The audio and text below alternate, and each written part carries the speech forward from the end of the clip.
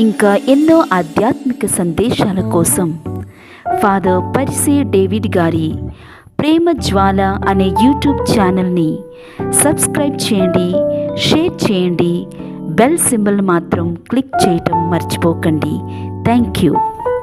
మిక్కిలి ప్రియులకు సహోదరి సహోదరులారా, ఇందాక మాస్టర్ గారు అడిగారు అందరు బాగున్నారా అని చెప్పి నేను కూడా అడుగుతున్నాను, అందరు బాగున్నారా? యోహాను శుభవార్త 7వ అధ్యాయము 37వ వచనాన్ని ఒకసారి చదువుకుందాం. 38వ వచనం. లేఖనములో చెప్పబడినట్లు నన్ను విశ్వసించువాని అంతరంగము నుండి జీవజల నదులు ప్రవహించును అని చెప్పెను. నన్ను విశ్వసించు వారి అంతరంగముల నుంచి జీవజల నదులు ప్రవహిస్తాయి. ఏమిటి జీవజల నదులు? చివరి మాటలో చెప్పబడుతుంది చూడండి. ఆయన తను విశ్వసించు వారు పొందబో ఆత్మను గురించి ఇట్లు పలికేను. అంటే జీవజలములు ఎవరైతే ఆ ప్రభుని విశ్వసిస్తారో, ఎవరైతే ఆ ప్రభుని నమ్ముతూ ఉన్నారో వారి అంతరంగముల నుంచి జీవజల నదులు ప్రవహిస్తాయి. ఆ జీవజల నదులే పవిత్రాత్మ శక్తి. పవిత్రాత్మ శక్తి, పవిత్రాత్మ ప్రభు.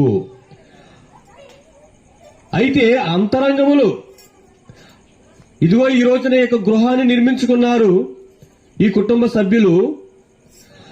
ఈ గృహము మీ కుటుంబానికి ఒక అంతరంగము. ఇందాక మాస్టర్ గారు చెప్పినట్లుగా ఈ గృహము ఒక దేవాలయము, ఒక వైద్యాలయము, ఒక విద్యాలయము అని చెప్పి ఎప్పుడు ఈ గృహము దేవాలయము గాను, వైద్యాలయము గాను, విద్యాలయముగా ఎప్పుడు మారుతుంది? ఎప్పుడు మారుతుంది? మీ అంతరంగముల నుంచి ఆత్మ ప్రవహించినప్పుడు. మీ అంతరంగము నుంచి ఆత్మ ప్రవహించినప్పుడు. మీ అంతరంగముల నుంచి ఆత్మ ఎప్పుడు ప్రవహిస్తూ ఉంది అంటే కుటుంబములో ఉన్నటువంటి తల్లి, తండ్రి, బిడ్డలు, కుటుంబ సభ్యులందరూ కూడా దేవుని యందు సంపూర్ణమైన విశ్వాసాన్ని కలిగి ఉన్నప్పుడు. ఈ రోజున నీ గృహం నిర్మించుకున్నావు అంటే ఇది దేవుని యొక్క కృప. ఆయన నీ గృహములో ఉండి జీవజల ప్రవాహాలు నీ కుటుంబము నుంచి ఇతర కుటుంబాలకి, నీ సంఘస్థులకి, నీ ఇరుగు పొరుగు వారికి జీవజల నదులు ప్రవహింప చేయటానికి నీకు ఈ గృహాన్ని ఇచ్చాడు. ఆయన నిర్మించుకున్నాడు నీ పేరు మీద. కాబట్టి నీవు గృహాన్ని నిర్మించుకొని ఇది దేవుడు చేసిన కార్యం అని చెప్పి నీవు విశ్వసించకపోతే, నమ్మకపోతే నీ యొక్క గృహములో ఆ జీవజల ప్రవాహం అనేది, ఆ ఓట అనేది పూడిపోతుంది. ఆ ఓట అనేది పూడిపోతుంది. నీ కుటుంబంలో సంతోషము కొరవడిపోతుంది, ఆనందము కొరవడిపోతుంది. సంతోషం అనేటువంటిది నీ ఇంటిలో కనిపించదు. అనేక సమస్యలు, అనేక బాధలు, అనేక ఇక్కట్లు నీ కుటుంబంలో చేరి వస్తాయి. ఏమ్మా, గృహం కట్టినప్పుడు ప్రధాన గుమ్మం ఎటు పెట్టమని చెప్తారు? ప్రధాన గుమ్మం ఎటు పెట్టమని చెప్తారు అమ్మా? తూర్పుకి పెట్టమంటారు. ఎందుకు? పొద్దున్న లేచి తూర్పు తీరి దండం పెట్టమని. తూర్పుకి పెట్టమంటారు ఎందుకంటే ఆ రాత్రంతా కూడా చల్లదనానికి అనేక క్రిములు, కీటకాలు అన్నీ కూడా నీ గృహంలోనికి వచ్చి చేరతాయి. వాటి వలన నీకు అనారోగ్యం కలుగుతుంది. ముఖ్యంగా కిచెన్ ఎక్కడైతే ఉంటుందో, వంటగది ఎక్కడ ఉంటుందో అక్కడ చెమ్మ ఎక్కువ ఉంటుంది. కాబట్టి ఈ కీటకాలు, ఈ పురుగులన్నీ కూడా ఈ యొక్క వంటగదిలోనికి, అక్కడి నుంచి మిగతా గదులన్నిటిలోకి చేరి వస్తాయి. దానివల్ల నీకు నీ శరీరములో అనారోగ్యము ప్రారంభమవుతుంది. కనుక తూర్పును గనక నువ్వు గుమ్మం పెడితే ఉదయాన్నే నువ్వు తలుపులు తీసినప్పుడు సూర్యకాంతి నీ గృహంలో పడి ఈ క్రిమి కీటకాలన్నీ కూడా ఆ వేడికి చనిపోతాయి. కాబట్టి ఆ తూర్పు దిక్కు నుంచి ఏ విధంగానైతే ఆ యొక్క సూర్యుని వెలుగు నీ గృహంలోనికి ప్రవేశించి ఈ యొక్క కీటకాలన్నిటినీ కూడా చంపివేస్తూ ఉందో, నీ యొక్క విశ్వాస జీవితం వలన, విశ్వాసం అనేటువంటి వెలుగు చేత నీ గృహము నింపబడినప్పుడు, దేవుడే ఈ కార్యములు చేశాడనేటువంటి నమ్మకం అనేటువంటి వెలుగును నీలో నింపుకున్నప్పుడు, నీ గృహంలో నింపుకున్నప్పుడు, ఇదిగో సకల వ్యాధి బాధలు, మానసికమైనటువంటి బాధలు, మానసికమైనటువంటి వ్యాధులు, ఇవన్నీ కూడా ఆ విశ్వాసం అనేటువంటి వెలుగులో ఏమవుతాయి? మాడిపోతాయి అన్నమాట. Praise the Lord, praise the Lord, praise the Lord. మాడిపోతాయి అన్నమాట. కాబట్టి మనము గృహాన్ని నిర్మించుకున్నాము అంటే అది దేవుని యొక్క కృప మాత్రమే, నా యొక్క గొప్పతనం ఏమీ కూడా కాదు. నా యొక్క ఇందాక మాస్ గారు చెప్పారు, కోటీశ్వరులు కూడా ఈ రోజున సరైన ఇల్లు కట్టుకోలేకపోతున్నారు. దానికి కారణం ఏమిటో హిందువులు కూడా అంటూ ఉంటారు. ఏమని? శివుడి ఆజ్ఞ లేనిదే చేయమైనా. మనం ఏమంటాం? 127వ కీర్తనలో 1వ వచనంలో ఏమంటాము? ప్రభువు ఇల్లు కట్టని ఎడల దాని కట్టివారు శ్రమ. దేవుడు నిర్ణయించకపోతే, దేవుడు ప్రణాళిక చేయకపోతే, నీ పట్ల ఒక ఆలోచన లేకపోతే నీవు ఇల్లు కట్టలేవు, నువ్వు అనుకున్నది సాధించలేవు. ఇల్లే కాదు, ఏదైనా సరే దేవుని యొక్క తలంపు లేకపోతే, దేవుని యొక్క ప్రణాళిక లేకపోతే నువ్వేమీ కూడా చేయజాలవు. కాబట్టి ముందు మనకి కావాల్సింది ఏంటంటే విశ్వాసం, దేవుని మీద పరిపూర్ణమైనటువంటి విశ్వాసం. ఆ విశ్వాసములో మనము జీవించాలి. ఇల్లు లేకపోయినా పర్లేదు, నీకు విశ్వాసం ఉంటే దేవుడే నీకు ఇల్లు ఇస్తాడు. దేవుడే నీకు ఇల్లు ఇస్తాడు. కాబట్టి ఇల్లు కట్టుకున్నాం, చాలా సంతోషం, ఆనందంగా మనము గృహ ప్రవేశం చేసుకున్నాం. కానీ ఒకటి మిస్ అయ్యాం. ఏమిటది?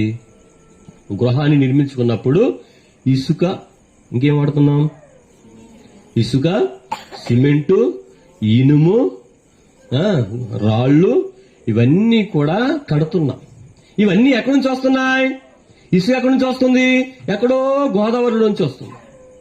ఆ గోదావరిలో ఎన్నో కల్మిషాలు కలుస్తూ ఉన్నాయి. అందులో ఎంతో మంది అక్కడ మరణించి ఆ యొక్క అపవిత్రాత్మ శక్తులు ఆ యొక్క ఇసుకలోనికి చేరుతూ ఉన్నాయి.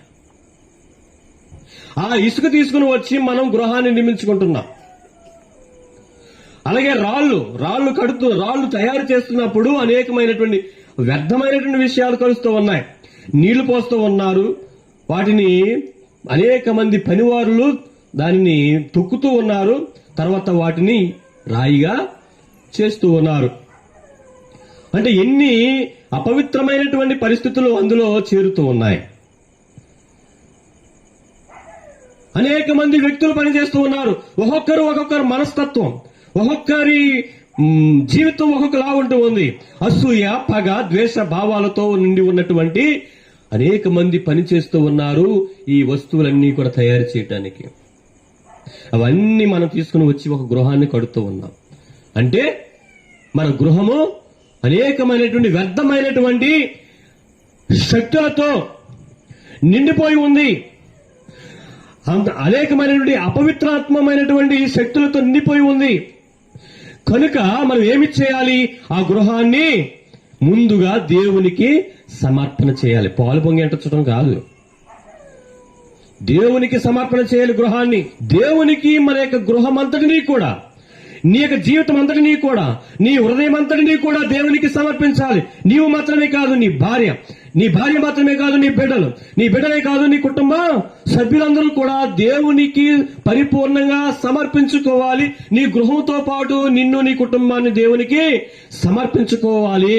అంతే తప్ప నేను ఇల్లు కట్టుకున్నాను, ఇది నా కష్టం, ఇది నా యొక్క ఫలితం, నేను కష్టపడి సంపాదించుకొని కట్టుకున్నాను అని ఏ మాత్రం కూడా అతిశయానికి మనం లోని కాకూడదు. Praise the Lord, praise the Lord, praise the Lord. కనుక దేవునికి సమర్పించాలి. గృహాన్ని దేవునికి సమర్పించి పవిత్రపరచుకోవాలి. గురువుల్ని, అభిషక్తుల్ని పిలవాలి. అభిషక్తులు పిలిచి పవిత్ర జలాలు ఆ యొక్క గృహమంతా కూడా ప్రోక్షించాలి. పవిత్ర జలముల చేత ప్రోక్షించుకొని ఆ గృహమంతటిని కూడా ఆశీర్వదించినప్పుడు ఆ యొక్క ఇసుకలో ఉన్నటువంటి శక్తులు గాని, ఆ సిమెంట్ లో ఉన్నటువంటి శక్తులు గాని, ఆ రాళ్లలో ఉన్నటువంటి శక్తులు గాని, ఆ ఇనుములో ఉన్నటువంటి శక్తులు గాని అవన్నీ కూడా బంధించబడి తీసివేయబడతాయి. Praise the Lord, praise the Lord, praise the Lord. అందుకనే చూడండి, మీరు గమనించారో లేదో, ఈస్టర్ పండుగ అయిన తర్వాత ఏం చేస్తారు గురువులు? గుర్తుంది ఎవరికైనా? ఇక్కడ కథోలిక సంఘస్థులు ఎంతమంది చేతులెత్తండి. ఈస్టర్ పండుగ అయిపోయిన తర్వాత గురువులు ఏం చేస్తారు? గృహాలని ఆశ్రయిస్తారు. ఈస్టర్ పండుగ రాత్రిన ఆశ్రయించబడినటువంటి నూతన జలములతో, బప్తిస్మపు జలములతో, వాటిని మనం తీర్థాలంటాము, ఇంగ్లీషులో హోలీ వాటర్ అంటాము. ప్రత్యేక ప్రార్థనలతో ఆశీర్వదించబడినటువంటి ఆ యొక్క జలములతోటి మన గృహాల్ని ఆశీర్వదిస్తారు గురువులు. ప్రతి ఇంటిని దర్శిస్తారు. ఒకవేళ గురువులు రాలేకపోతే బ్రదర్ గారులను, లేకపోతే వేరే ఫాదర్స్ నో, లేకపోతే ఉపదేశ మాస్టర్లను పంపిస్తారు ఆ యొక్క జలములతో ప్రోక్షించమని. ఏం జరుగుతూ ఉంది?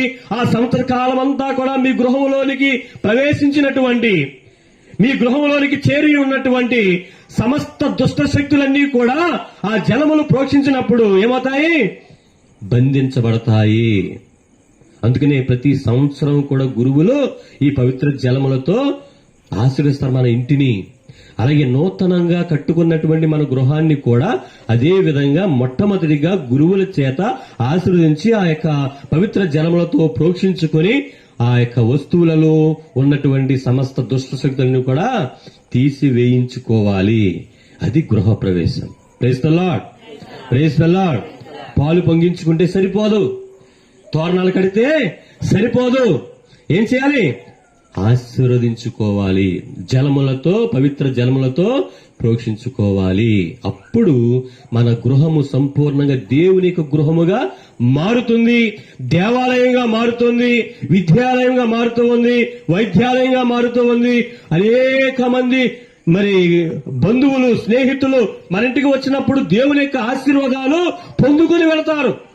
మన ఇంటికి ఎవరు వచ్చినా సరే మన గృహము ఎలా ఉండాలి? దేవుని యొక్క అనుగ్రహాలను ఇచ్చే గృహముగా, జీవ నదులు ప్రవహించేటువంటి గృహముగా, ఒక ఛానల్ గా, ఒక కాలువగా, దేవుని యొక్క ఆశీర్వాదాలకు ఒక కాలువగా మన గృహము ఉండాలి. ఈ గృహములో నుంచి, గృహములో ఉన్నటువంటి కుటుంబము నుంచి జల నదులు ప్రవహించాలి. అంటే ఈ కుటుంబం నుంచి ఎప్పుడూ కూడా ఏముండాలి? సంతోషము, సమాధానము, శాంతి అనేటువంటి ప్రవహించాలి. అంతేగాని జగడాలు, గొడవలు, పగలు, ప్రతీకారాలు ఈ గృహంలో నుంచి, ఈ గృహమే కాదు ఏ క్రైస్తవుడి గృహంలో నుంచి కూడా ఈ పగలు, ప్రతీకారాలు, జగడాలు ఇవి ఏ గృహంలోంచి ప్రవహించకూడదు. మన గృహాల్లోంచి ప్రవహించేది ఏంటిది? జగడాలే కదా. మన గృహాల నుంచి ప్రవహించే ఏంటి? జగడాలే. పొద్దు నుంచి ఏ వైపు నుంచి ఎటువంటి గొడవ వస్తుందా అని చూస్తూ ఉంటారు చాలా. అవునా కదా? ఎటు నుంచో ఇటు కాకపోతే అటు నుంచి వినపడుతూ ఉంటాయి, అటు కాకపోతే ఇటు నుంచి వినపడుతూ ఉంటాయి, ఇటు కాకపోతే ఇంకో చోట నుంచి, ఏదో ఒక చోట నుంచి జగడాలు మనకి వినిపిస్తూనే ఉంటాయి. మన క్రైస్తవ గృహాల నుంచి జగడాలు ప్రవహించకూడదు. మన క్రైస్తవ గృహాల నుంచి కోపము, పగ, ద్వేషాలు ప్రవహించకూడదు. మన గృహాల నుంచి ఏం ప్రవహించాలంట? పవిత్రాత్మ జల ప్రవాహము. అంటే శాంతి, సంతోషము, సమాధానము, ఆశీర్వాదాలు అనేటువంటివి మన క్రైస్తవ గృహాల నుంచి ప్రవహించాలి. ప్రజలారా, అలా ప్రవహించాలంటే కుటుంబ సభ్యులందరూ కూడా దేవుణ్ణి సంపూర్ణంగా విశ్వసించాలి. ఆయన నమ్మాలి. ఆయన వలననే నేను జీవిస్తున్నానని నమ్మాలి. ఆయన వలననే నా యొక్క బ్రతుకు ఉన్నది అని నమ్మాలి. ఆయన వలననే నేను గృహాల్లో నేను జీవించగలుగుతున్నానని విశ్వసించాలి. ఇది దేవుని యొక్క పని అని మనం నమ్మి తీరాలి. అప్పుడే ఈ జీవజల నదులు మన యొక్క గృహంలో నుంచి, మన హృదయం నుంచి, మన గృహంలో నుంచి మన పొరుగు వారికి ప్రవహిస్తూ ఉంటాయి. అలాంటి ఒక దేవాలయముగాను, అలాంటి ఒక విద్యాలయముగాను, అలాంటి ఒక వైద్యాలయం. మన ఇంటికి వచ్చి వెళ్లే వాళ్ళందరూ కూడా సంతోషంగా తిరిగి వెళ్ళాలి. యేసుప్రభు దగ్గరికి వచ్చి వెళ్లే వాళ్ళందరూ కూడా సంతోషంగా వెళ్ళారా? బాధలో వెళ్ళారా? అవునా కదా?